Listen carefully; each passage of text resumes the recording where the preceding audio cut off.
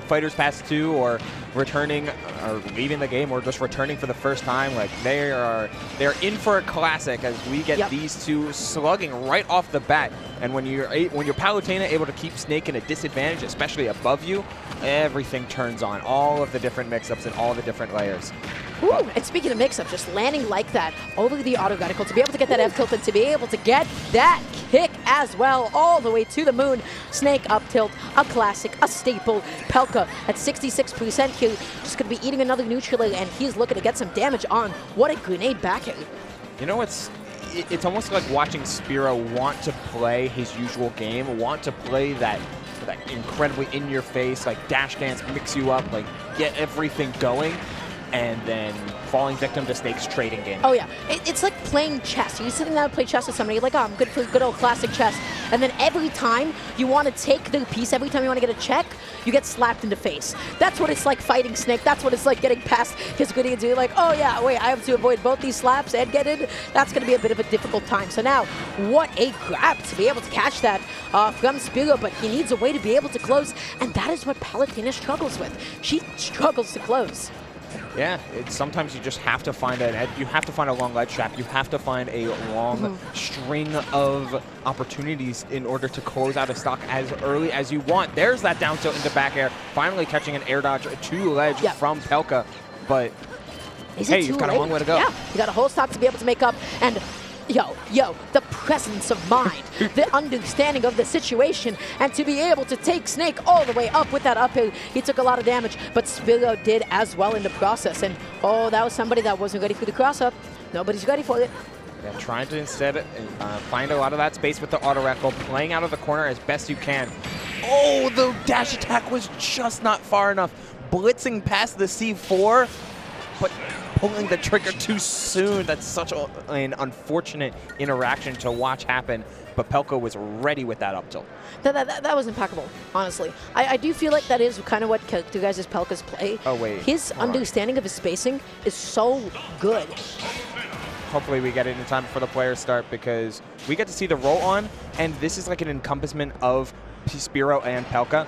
Pelca setting up in all this, but Spiro trying to jump away and gets caught for it. Just Pelca being so so aware of the little spacing he has to do, whether it be micro dashes, C4 placements in center, covering platforms, and everything in between.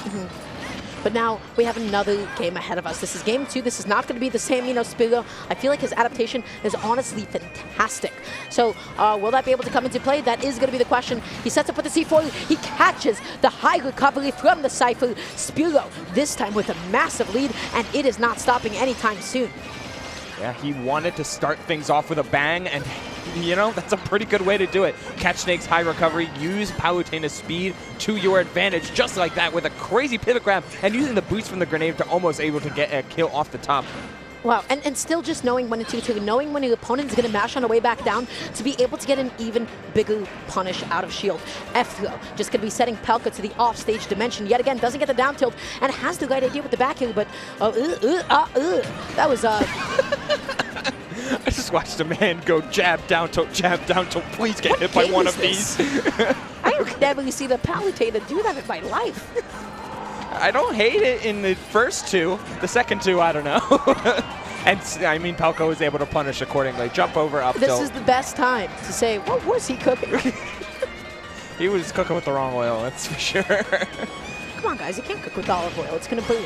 But anyways, True. Spiro tries to go for the jump call. He had the right idea, by the way, too. Yeah. He wanted to get that spike, but Pelca came back on. He was a little bit too low.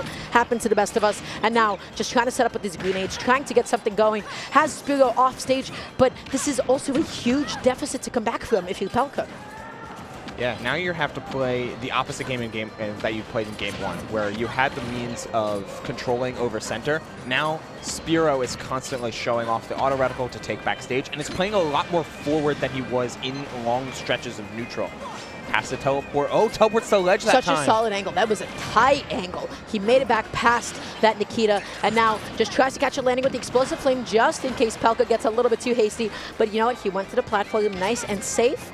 He's trying to set something up, and you already smell it. I smelled it too. But that up tilt, actually not potent enough quite yet. Not enough percent. Yeah, as well as proper DI. It feels like Pelca is just constantly trying to bait Spiro into, please teleport to center. Please do it, because if you don't, you're going to be eating this ledge trap, and you're going to be getting covered by another up tilt. I think that's every stock so far. Snake can absolutely snowball. He can absolutely roll. Sure. A couple of explosions is all that it takes, and you already see some of that beginning to come into the play. I love the fact that Pelca respected the back heel on a shield, so he just backed off and pulled a grenade. Yeah, any one of these that can combo into Nair or combo into a dash attack is going to be so much damage and so much momentum on the part of Pelca. Gotta watch out for the Nikita, and Spiro was not able to keep track of that option. You can hear it go off. Whoa, hello. Oh my god, he committed. And you know what Spiro said? I'm good, I'm not gonna engage quite yet. So right now, Pelca just trying to get back on, but he missed the ledge. He missed. He do miss. He just missed. Sometimes you're off the mark. There really is no other analysis. He just couldn't do it again. Just like, you know, oops.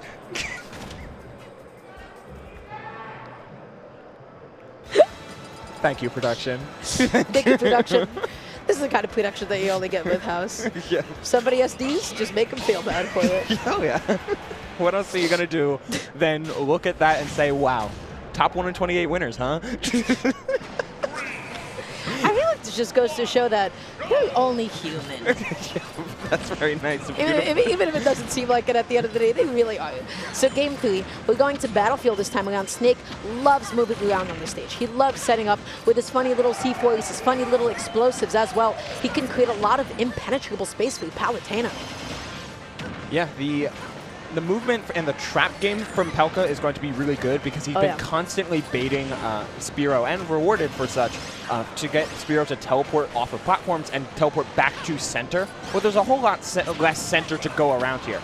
In the meantime, though, Palutena has so much more movement off these, so much more places to attack high, to refresh her jump, to do everything that you need to in order to harass Snake in disadvantage. So these little bouts of neutral are going to be so insane. Ooh, and tried to go through the jump call out there with the immediate up air. Didn't actually find it. They're both just playing non-committal. They're looking through this next opening. Just back it off a little bit. And I like the idea, but unfortunately, Snake not fast enough to connect that back air. He was a little bit too far back to the right. Oh, the backer comes in, catching on the platform. Spiro having to recover to ledge, and just a jump into the top platform. No way to get caught by that up tilt from center stage. You can just teleport straight away from just about everything that Pelca had been setting up. Such 85% and Snake with rage. Do you smell it? Because I smell it too, buddy. I smell one up tilt coming direct, delivered to Palutena, but alas, that was actually a weak hit. The weak hit, so you better not spell burning, because all of these explosive flames have been coming out, as well as the explosions from C4 and grenades time and time again. Finally, a dash attack comes in and closing out the stock. It looked like Spiro was trying to drift to ledge at the very last second, but got caught before he was able to actually get to there. And setting up a tech chase as C4. I gotta say, Pelca has just such good understanding of his tools. That's what game experience does. I feel like that is something that Pelca has going for him. But you know what Spiro's got going for him? Palubacker. Sometimes that thing just cleans up stocks for you. Yeah, you're able to go burr, especially with some of these neutral airs, trading off of a couple grenades, but every trade is going to favor Snake at the end of the day. Character's weight and ability to confirm off of said trades is the design theory that he was built around, so no duh, he would be good at it. Palutena just said, hey, you know when you got explosions, I got them too, buddy. Explosive flame 3 times consecutively. And now just backing off a little bit. That was amazing. Are you kidding me? But dropping the C4 and unable to extend further because of it, that was prime material for a Palu up air, but Pelca did not let Spiro have it. Just like they're not letting him get back to the stage at all, going for the ledge jump bear. But it was too much of a commitment, and Spiro DI'd properly from the ledge jump to get back onto stage, getting us back into neutral here. And classic use of up tilt as not just only a cheat option, but an anti-air as well. Catching Spiro jumping onto the platform and then waiting on the mesh. He knows exactly when it is his turn. He is respecting all the right tools. He is not mashing out of shield. And now all of a sudden, he is taking this lead. He is getting as much extra credit as possible, using and waiting for his own grenades to pop him back up. And now Nikita on the way down, C4 of his grenades as well. He is keeping himself nice and safe. Yeah, it feels like Spiro is almost misjudging some of the hitboxes for C4 and for grenades. Like, they're just clipping him at the most unfortunate spacings. forcing Spiro to play so far back. The dash attack finally comes out to set up yet another high recovery, but not even committing to the top platform at that point, letting Pelca land and explosive flaming. Eventually, because even though Pelca was ready for it 2 times, he was not ready for it the last time, right? He was busy pulling out a grenade. He was like, there's no way we're going to do this again. And Spiro said, there is yes way I'll do this. And 115%. This is prime Snake up tilt time. Absolutely.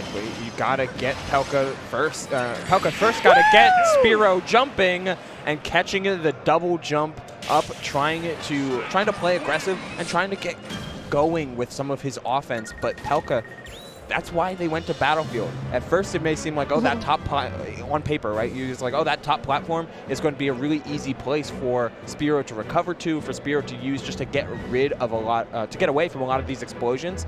But Pelca would just leave C4 up there, and Spiro, anytime they wanted to chase, had to contend with that massive, massive option. And that's so good against Palutena. That is fundamental to Palutena. If she wants anything, it is to juggle you and steal your stocks with up. As soon as you say, hey, you know this thing that you like doing and that you get away with because of how fast your double jump is, that could be your own. At what point was that? Let's see. First of all, look at Snake. First and foremost, look at the startup. We need to take a look at that startup animation one more time. All right. Look at him. Get back there. Get back there. 1. He was looking at Palu. What is he doing? I don't remember this frame of Snake up till. What is he doing? Man is straw manning. That's a creepypasta. That's a whole. He's a scarecrow out here. And then 7 frames later, you explode. He looked ridiculous. I don't know, man. Snake is a. Everybody's getting He's the possessed perfect today. soldier. Okay. It's like he needs like a second where he just like is like, oh, I feel it in my bones. There we go. And then he charges it up and then lets it in. That was such a. I have not actually seen that type of animation. He looks stupid. A little bit. A little silly. I mean, just like, this setup, right? Like, just being able to play C4 constantly on the top platform and say, what are you going to do about it? Like, you can't go up here. Not at these high percents that you're sticking at. Not at these percent windows where I can find up tilts or you can feel worry about just about any trade. You got to keep track of that C4, and you can't always play into Snake's hands. And on Battlefield, that's especially difficult. Yes. So you know what? The stage pick was pretty important, I feel like.